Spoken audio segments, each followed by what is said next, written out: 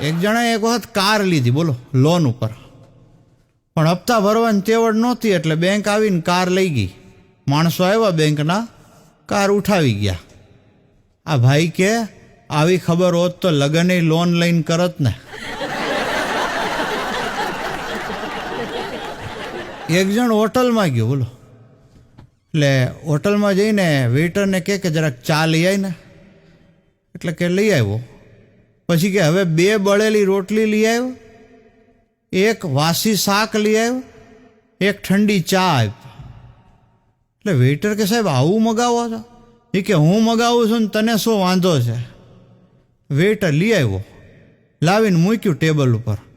એ કે બોલો સાહેબ હવે કાંઈ? એ કે બસ હવે મારી હામો બે અને જેમ ફાવે એમ બોલ એટલે મને ઘર જેવું લાગે.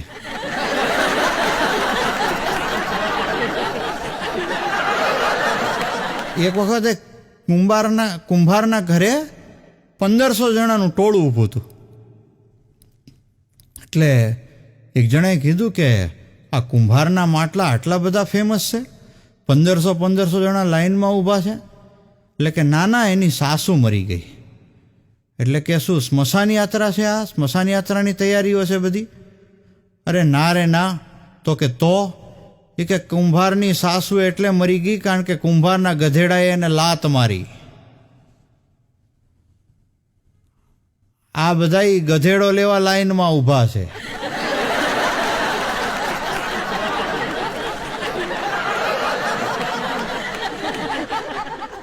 એક વખત એક ભાઈને એની પત્નીએ કીધું કે જો આવી જ રીતે તમારા વાળ ખરતા રહેશે ને તો હું તમને છૂટાછેડા આપી દઈશ. એનો પતિ કે હું ગાંડો છું ને તે વાળ ન ખરે એવી દવા કરું છું. વાતે એની સાચી. વિચારો એ ગળે કેવો આવી ગયો છે. એક જણ હોસ્પિટલ ગયો એટલે નર્સે કીધું ઊંડો શ્વાસ લ્યો. એટલે આણે ઊંડો શ્વાસ લીધો. પછી કે બોલો હવે તમને કેવું લાગે છે? આ પથારીમાં પડ્યો કે વાહ વાહ મજા આવી ગઈ. બાકી કયું પરફ્યુમ લગાડીને આવ્યા છો તમે? પરફ્યુમનો દીકરો થામા, હમણાં તારો શ્વાસ બંધ થઈ જાય. એક વખત પ્રોગ્રામમાં એક જણને ફોન આવ્યો, બોલો. હવે આ ફોન ઉપાડીને કે હલો, એટલે સામેથી કે આપણે ઓલી 3500 વાળી સાડી જોઈ હતી, એ 3000માં આપવા તૈયાર છે. હા કે હા વાંધો નહીં લઈ લે તું તારે.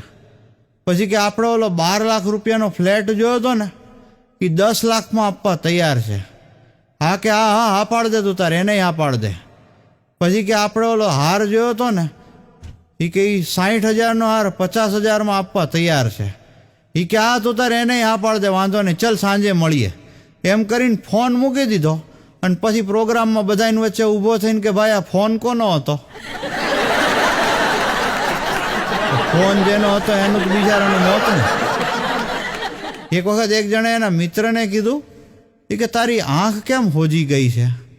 આ કે કાલે મારી પત્નીનો જન્મદિવસ હતો. તો કે પત્નીનો જન્મદિવસ હોય એમાં આંખ થોડી હોજી જાય? એ કે ના, બન્યું એવું કે એનું નામ છે તપસ્યા, પણ કેક બનાવવા વાળાએ ભૂલથી કેકમાં લખી નાખ્યું હેપી બર્થડે સમસ્યા. આમાં હું સમસ્યા બની ગયો.